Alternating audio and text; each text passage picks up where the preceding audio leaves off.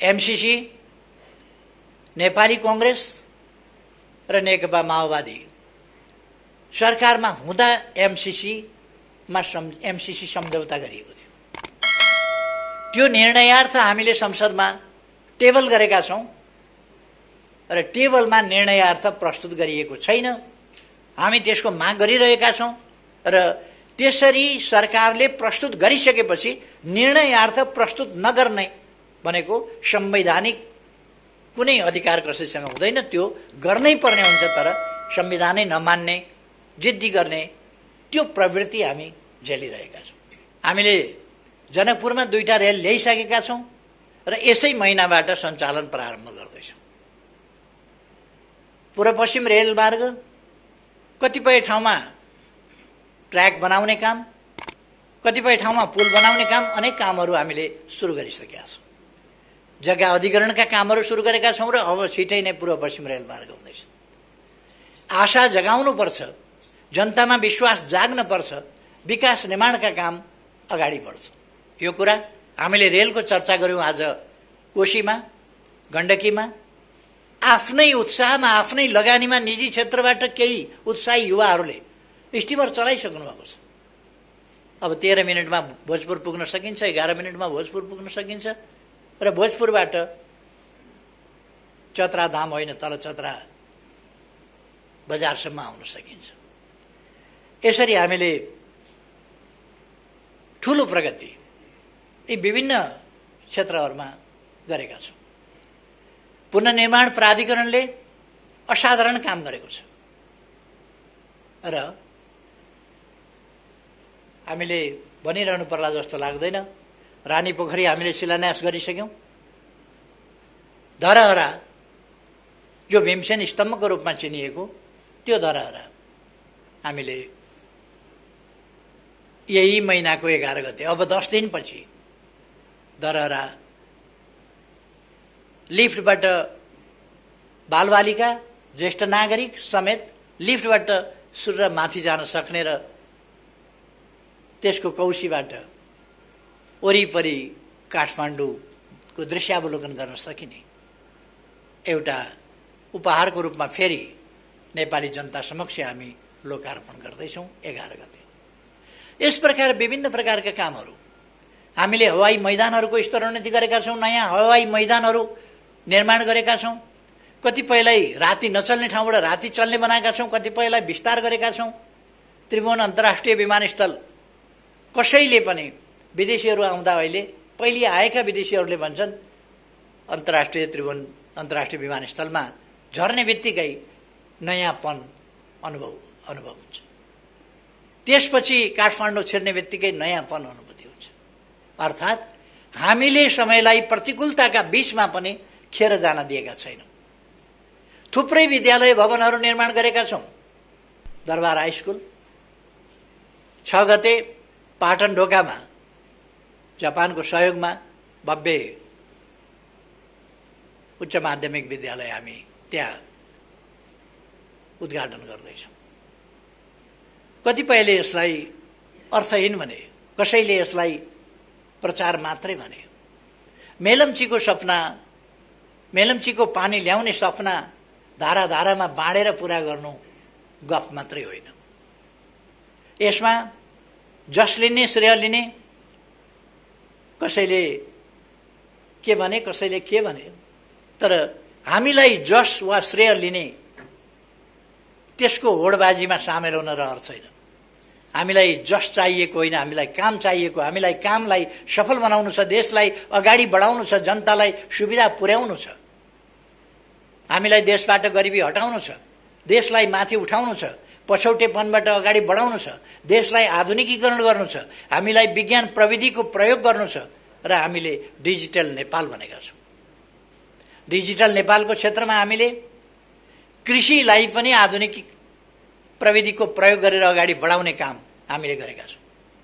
नयाँ पिढी, विद्यालय, शिक्षालय, विभिन्न ठाउँहरू वा अरू ठाउँहरू, आज एउटै ठाउँबाट हामी विभिन्न आयोजनाहरू सिंहदरबारबाट कसरी बनिरहेका छन् भनेर हेर्न सक्छौं।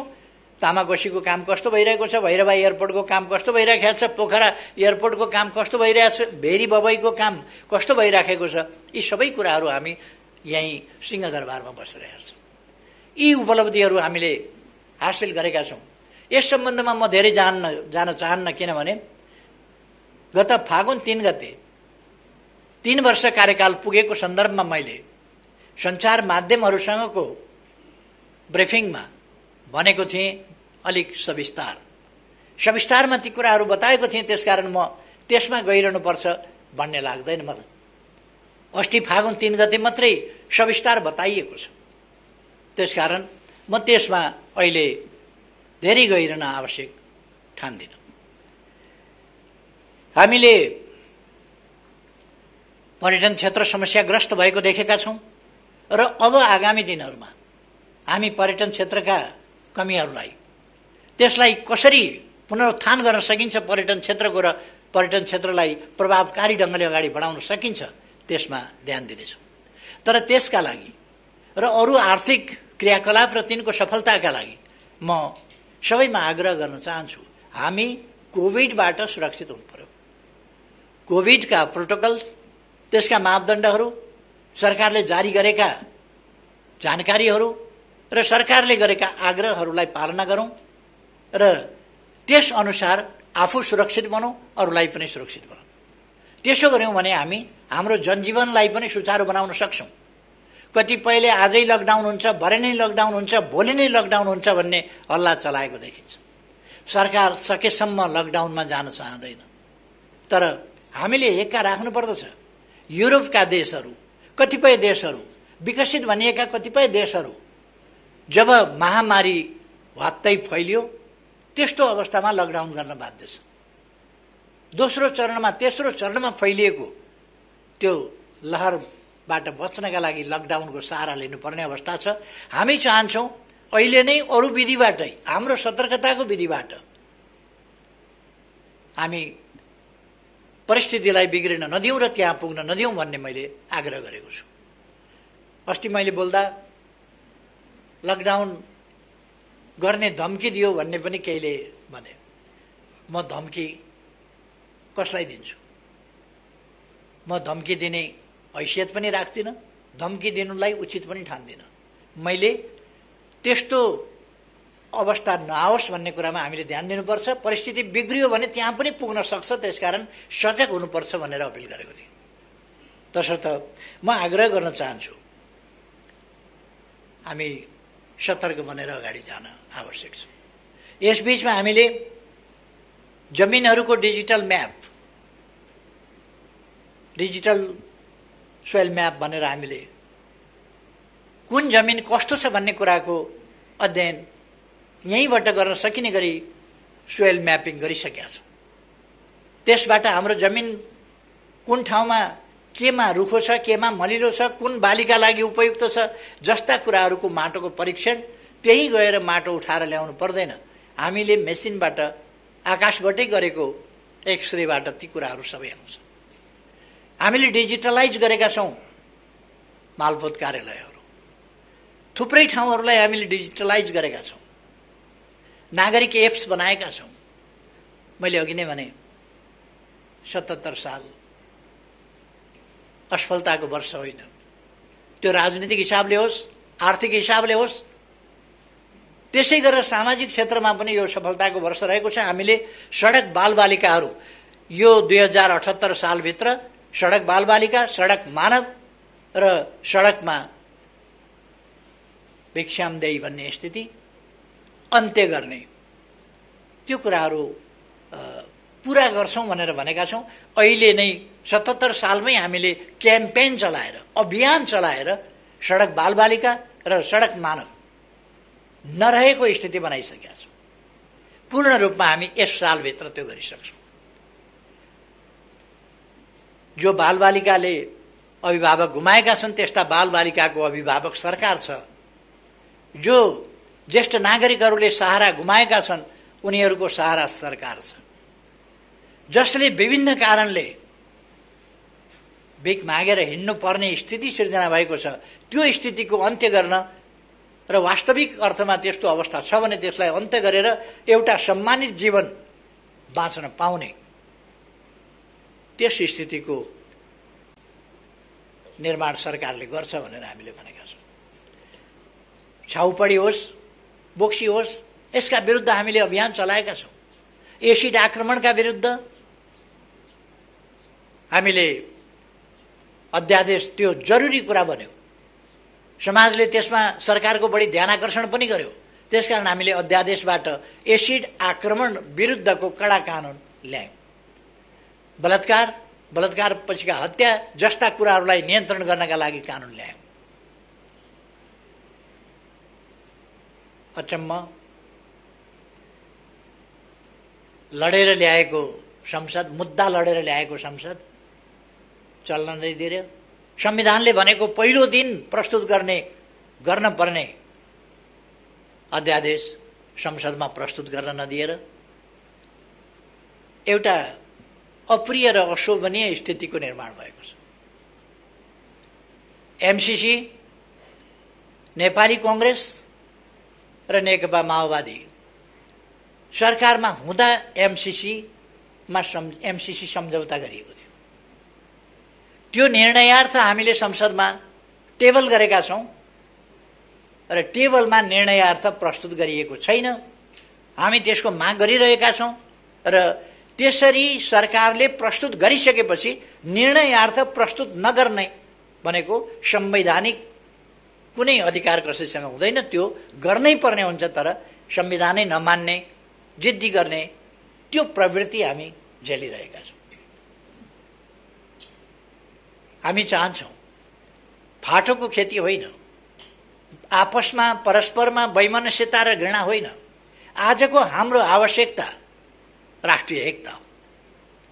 अनेकतालाई हटाएर, विमतिलाई हटाएर, दूरीलाई हटाएर निकटता कायम गर्ने, अनेकतालाई एकतातर्फ ल्याउने यी प्रयासहरू र राष्ट्रिय एकता कायम गर्ने र हाम्रा सम्पूर्ण सामर्थ्य र शक्तिहरू देश विकासका निम्ति प्रयोग गर्नुपर्ने आजको आवश्यकता। त्यस आवश्यकतातिर म सबैको ध्यानाकर्षण गर्न चाहन्छु। अब यस नयाँ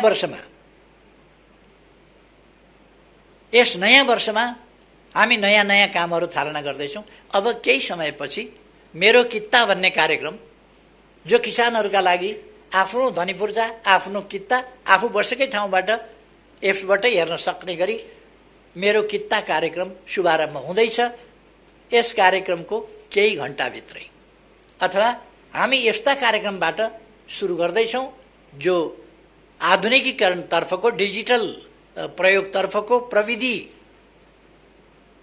सबभन्दा ताजा, सबभन्दा पछिल्लो प्रविधिको प्रयोग गर्दै अगाडि बढ्ने त्यस काममा हामी लागिरहेका छौँ। हामी आज पुरस्कृत, सम्मानित हुने, राष्ट्रिय जीवनका विभिन्न क्षेत्रमा विभिन्न ढङ्गले महत्त्वपूर्ण सेवा गर्ने राष्ट्रसेवकहरूदेखि लिएर समाजसेवीहरूसम्म, उद्यमी व्यवसायीहरूसम्म विभिन्न तह तबकाका महानुभावहरूलाई सम्मानित गर्ने कार्यक्रम पनि यसपछि तुरुन्तै गर्दैछौँ। मेरो कित्ता भन्ने कार्यक्रम एकैछिनमा सुरु गर्दैछौँ। यस्ता थुप्रै कार्यक्रमहरूबाट आजै हामी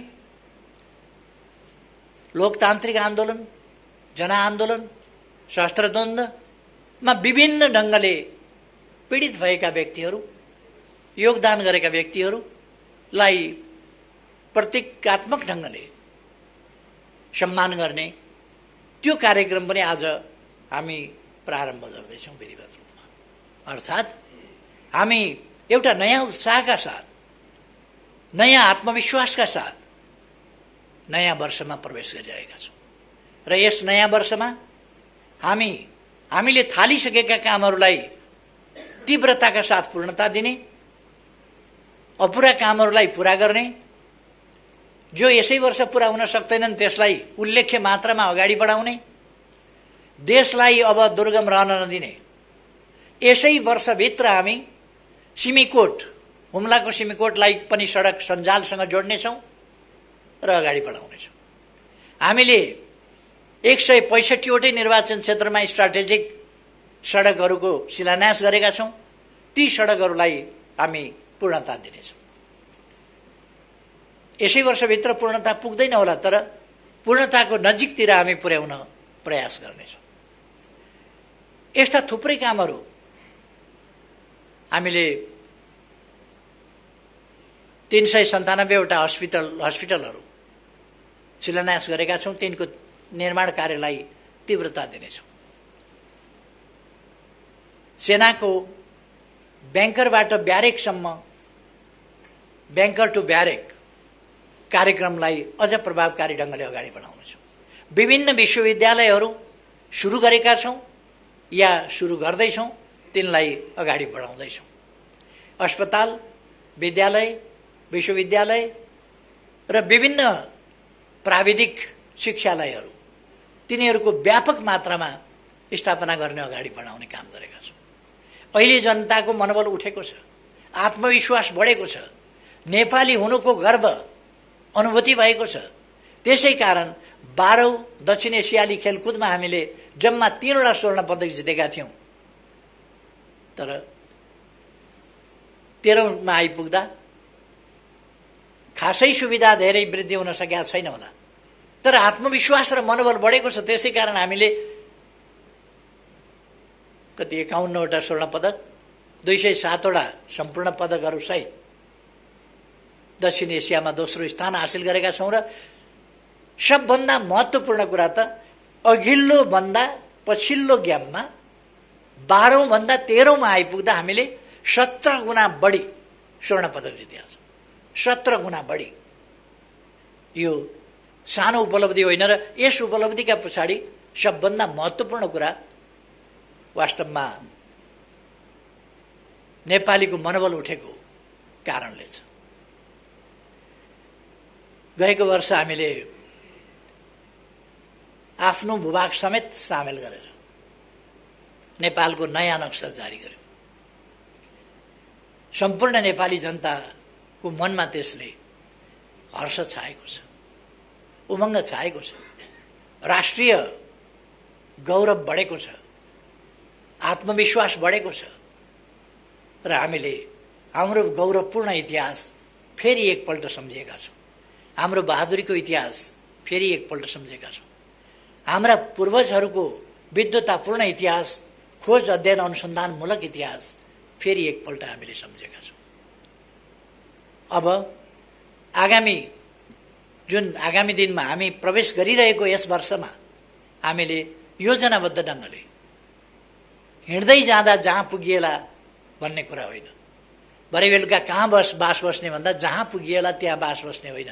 हाम्रो बास बस्ने ठेगान छ, हामी पुग्ने गन्तव्य छ। कहाँ विश्राम गर्छौँ, अन्तिम कहाँ पुग्ने गन्तव्य हो। कुन बाटोबाट हामी अगाडि बढ्छौँ, यी कुराहरू हामीले समाजका कुनै पनि पक्ष, चाहे ती सेवाका पक्ष हुन्, चाहे पर्यटनका पक्ष हुन्, चाहे उद्योगका पक्ष हुन्, चाहे कृषिका पक्ष हुन्, गएको फागुन 10 गतेदेखि 16 गतेसम्ममा मात्रै 7वटा प्रदेशमा हामीले ठुला ठुला नयाँ औद्योगिक क्षेत्रहरूको शिलान्यास गरेका छौँ र आमन्त्रण गरेका छौँ दुनियाँलाई कि यहाँ लगानी गर्नुहोस्। लगानीका निम्ति शान्तिपूर्ण वातावरण निर्माणको हिसाबले अनुकूल वातावरण बनेको छ र श्रम समस्याहरूको सम्बन्धमा एउटा राम्रो वातावरण बनेको छ। श्रमिक, श्रमदाता र सरकारका बीचको समन्वय र सहकार्यमा नै तत्क्षेत्रका कानुन, नीति, नियमहरू निर्माण गर्ने र त्यस क्षेत्रलाई सहज ढङ्गले विकासको मार्गमा अगाडि बढाउने कामहरू भएका छन्। ती कामहरूलाई आगामी दिनमा हामी अझ तीव्रताका साथ अगाडि बढाउनेछौँ। म यस घडीमा सम्पूर्ण दाजुभाइ दिदीबहिनीहरूलाई विभिन्न प्रकारका हल्लाहरूका पछाडि नअल्मलिन, राष्ट्र निर्माणका काममा ढुक्कले आत्मविश्वासका साथ अगाडि बढ्न, निराशा जगाउन खोजिएका प्रयासहरूलाई अस्वीकार गर्न र आशावादिता आफूमा लिएर अगाडि बढ्न सबैमा हार्दिक आग्रह गर्न चाहन्छु। हामी सबैको निष्ठा देशप्रति, देशका जनताप्रति, हामी सबैको निष्ठा मानव जातिको सर्वोपरि हितको रक्षाप्रति। हामीले अन्तर्राष्ट्रिय क्षेत्रमा हाम्रा राष्ट्रिय हितहरूलाई रक्षा गर्दै, तिनीहरूलाई सम्वर्धन गर्दै र हामीले भनेका छौँ राष्ट्रिय हितको प्रश्नमा जहिले पनि न्यायोचितता र अन्तर्राष्ट्रिय उत्तरदायित्व यी पक्षहरूलाई हामीले बिर्सनु हुँदैन। न्याय बिनाको या न्यायरहित राष्ट्रिय हित राष्ट्रिय अहङ्कार हुन सक्छ अथवा अन्यायपूर्ण राष्ट्रिय हित हुन सक्छ। त्यस कुरामा हामी सजग हुनुपर्छ। हामी आफू पनि न्यायसहितको र अन्तर्राष्ट्रिय उत्तरदायित्व सहितको शान्तिको पक्षको, न्यायको पक्षको, विकासको पक्षको, समानताको पक्षको यस्तो अन्तर्राष्ट्रिय सम्बन्धको पक्ष पोषण गर्छौँ र अरू सबै विश्वसँग पनि हामी त्यही अपेक्षा गर्छौँ। विश्वलाई शान्ति आवश्यकता छ, विकासका निम्ति शान्ति आवश्यकता छ, मानवीय सुखका निम्ति, निर्भय वातावरणका निम्ति, अमन चयनका निम्ति शान्तिपूर्ण वातावरण आवश्यक छ।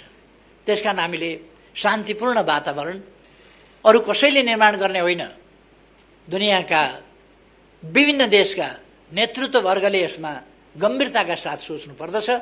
अबको विश्वलाई हामीले भयमुक्त विश्व, त्रासमुक्त विश्व, समानतायुक्त विश्व, मानिसले सम्मानजनक जीवन जिउन पाउने विश्व, जैविक र मानवीय आवश्यकताको न्यूनतम न्यायोचित परिपूर्तिबाट प्रारम्भ गरेर सम्पूर्ण आवश्यकताहरूको यथोचित न्यायोचित परिपूर्ति र सुरक्षित र सम्मानित जीवन, यस्तो विश्व बनाउनका निम्ति म आग्रह गर्न चाहन्छु। हामीले हाम्रो सामाजिक जीवनका कुनै पनि क्षेत्रलाई छोडेका छैनौँ, बिर्सेका छैनौँ भनेर मैले भने। चाहे अपाङ्गता भएका व्यक्तिहरूको सन्दर्भ होस्, अशक्तता भएका व्यक्तिहरूको सन्दर्भ होस्, अथवा सामाजिक जीवनका अरू क्षेत्रहरूको, युवाहरूका भावनाको कुरा होस्, युवाहरूका समस्याहरू समाधानको कुरा होस्, त्यसप्रति सरकार सजग छ र सजगताका साथ युवा शक्तिलाई साथ लिएर अगाडि बढ्न चाहन्छ। हिजो द्वन्द्वका कारणले गाउँ बस्न सकेनन्, हिजो द्वन्द्वका कारणले सहर आएर पनि धर भएन, जीविका चल्ने स्थिति भएन र विदेश जाने एउटा सिलसिला सुरु भयो र त्यसले लहरको रूप लियो। अब आज त्यस्तो अवस्था होइन। विदेश बढी असुरक्षित छ, विदेश बढी कष्टपूर्ण छ। त्यसकारण हामी देशभित्रै बसौँ, देश निर्माणका काममा जुटौँ, उपलब्ध रोजगारीका अवसरहरू प्रयोग गरौँ र उपलब्धको प्रयोग गरौँ, उपयुक्तको खोजी गरौँ। सरकार रोजगारीका अवसरहरू युवाहरूलाई उपलब्ध गराउन चाहन्छ र उपयुक्त रोजगारीका अवसरको खोजी गर्दै ती पनि उपलब्ध गराउन चाहन्छ। त्यसकारण म आग्रह गर्न चाहन्छु हाम्रो युवा समुदायसँग, जो रोजगारी उपलब्ध छ त्यसको प्रयोग गरौँ। उपयुक्त प्रकारको रोजगारी यो होइन भन्ने ठानिएको छ भने त्यो क्रमशः उपलब्ध रोजगारीको प्रयोग गर्दै जाँदा हामी त्यसलाई प्रयोग गर्न प्राप्त गर्न सक्छौँ र भोलि देशको विकाससँगै रोजगारीका अवसरहरू, रोजगारीका अवसरसँगै देशको विकास अन्योन्याश्रित ढङ्गले अगाडि बढ्नेछ। हामी ओलाङचुङ गोलाको बाटोबाट तिब्बत जोड्ने कुरा होस्, किमा थाङ्खाको बाटोबाट तिब्बत जोड्ने कुरा होस्, दक्षिणतर्फ त हामीले बाटाहरू जोडेका छौँ, थुप्रै पुलहरू निर्माण गरेका छौँ। अब डुबानका समस्या हामी समाधान गर्दैछौँ। हामी चाँदनी दोधारामा 10 क्युमेक्स पानी लगेर शारदाको ब्यारेजबाट पानी, त्यहाँको टनेलबाट, शारदाको टनेलबाट, क्यानलबाट पानी उपलब्ध गराउँदैछौँ। त्यसर्थ म आशावादिताका साथ अगाडि बढौँ भन्छु। सुनकोशी मरिन डाइभर्सन हामीले शिलान्यास गऱ्यौँ। 31 मेगावाट विद्युत समेत त्यहाँबाट निस्किँदैछ। र मैले भनेको छु, जब हामी सुनकोशीमा ड्याम बाँध्न थाल्छौँ, सँगसँगै अरू सबै काम थालिनुपर्छ र सुनकोशीको ड्याम पुरा भएका दिन सुरुङ पनि तयार भइसकेका हुनुपर्छ, पावर हाउस पनि तयार भइसकेका हुनुपर्छ, पावर हाउसबाट निस्किएको बिजुली बोक्ने ट्रान्समिसन लाइन पनि तयार भइसकेका हुनुपर्छ, बागमतीमा बाँध पनि बाँधिसकेका हुनुपर्छ र त्यो बाँधेको बाँधबाट खेतसम्म पानी लाने नहर पनि खनिसकेका हुनुपर्छ। यो तालमेलका साथ काम अगाडि बढेको हुनुपर्छ भनेर मैले निर्देश पनि गरिसकेका छु। यसले मैले पहिले प्रदेश नम्बर 2 को प्रदेश सभालाई सम्बोधन गर्दा भनेको थिएँ कि हामी सुनकोशीको पानी पहाड पाल पारेर त्यहाँ सुरुङ खनेर मरिनमा झार्नेछौँ र सिँचाइ गर्नेछौँ। 1,85,000 बिघा, त्यसबाट बारा, रौतहट, सर्लाही, महोत्तरी, धनुषाका 1,85,000 बिघा जमिन त्यसले सिँचाइ गर्दैछ। अर्को आयोजना हामी सुरु गर्दैछौँ त्यहाँ सुनकोशी कमला डाइभर्सन, जसबाट 1,70,000 बिघा थप सिँचाइ हुनेछ। अर्थात् तराईको मोटामोटी सिँचाइको समस्या पुरा हुनेछ, त्यसलाई हामी पुरा गर्नेछौँ र कृषिको आधुनिकीकरणमा यसले ठुलो योगदान पुर्याउनेछ। तमर, चिस्याङ, नौमुरे जलविद्युत आयोजनाबाट, त्यो बहुद्देश्यीय आयोजनाबाट गरिने कपिलवस्तु लगायतको सिँचाइको प्रबन्धदेखि लिएर अरू थुप्रै कामहरू भेरी बबई तयार हुने लागेका छ र हामी बाटा निर्माणहरूको सन्दर्भमा पनि, सडक निर्माणको सन्दर्भमा पनि र आवश्यकता परेमा अरू प्रकारका पनि फास्ट ट्र्याक अगाडि बढिरहेको छ र त्यहाँ पनि लामा लामा 2टा टनेल बन्दैछ। हामी टनेल युगमा प्रवेश गर्नका लागि बाटाको क्षेत्रमा यो थानकोट नौबिसे सडक, त्यसबाट पनि देखिएको छ हामी टनेल युगमा प्रवेश गरेका छौँ। अब काठमाडौँवासीलाई एउटा सजिलो के पनि भएको छ भने टनेल निर्माण कसरी भइरहेको छ त्यो हेर्न जाने, टनेल कसरी निर्माण हुँदो रहेछ, कसरी अब टनेलबाट नौबिसे छिर्ने, नौबिसेबाट काठमाडौँ छिर्ने, त्यो बाटो 3-4 किलोमिटरको बाटो भएर कसरी आउँदैछ, यस्ता कुराहरू। उत्तर दक्षिण रेल, उत्तर दक्षिण बाटा र यिनीहरूमा पनि टनेलको प्रयोग, यी कामहरू पनि हामी गर्दैछौँ। अथवा नेपाल एकपछि अर्को गरी नयाँ युगमा प्रवेश गर्दैछ। यो 2078 साल वैशाख 1 गते लाग्दा पात्रो अथवा क्यालेन्डर, यसको पाना पल्टिएको मात्रै होइन, पात्रोको पाना पल्टिएको मात्रै होइन, मिति परिवर्तन भएको मात्रै होइन, हामीले यहाँको स्तर पनि परिवर्तन गरेका छौँ, स्तर पनि परिवर्तन गर्दै जानेछौँ। यस आशावादिताका साथ अगाडि बढौँ भन्ने म सबैमा धेरै धेरै आग्रह गर्न चाहन्छु र फेरि एकपल्ट सम्पूर्ण नेपाली दिदीबहिनी तथा दाजुभाइहरूमा कोभिड-19बाट सावधान रहन, यसको बचावका उपायहरू गर्न, बालबालिकाहरूलाई पनि बचाउन, ज्येष्ठ नागरिकहरूलाई पनि बचाउन अगाडि बढौँ। हामीले खोपको सुरुवात गरिसकेका छौँ। 18.5 लाख लगभग व्यक्तिले खोप लगाइसकेको स्थिति छ। खोपको कार्यक्रम अगाडि बढ्दै जानेछ र यसलाई हामी नियन्त्रण गर्न सफल हुनेछौँ भन्ने विश्वासका साथ अघि बढौँ। सबैमा धेरै धेरै फेरि पनि शुभकामना भन्न चाहन्छु। नयाँ वर्ष 2078 सबैका लागि सुस्वास्थ्य, सुख समृद्धि, सफलताको वर्ष रहोस्, सबैको खुसीको वर्ष रहोस्। सबैमा धेरै धेरै धन्यवाद।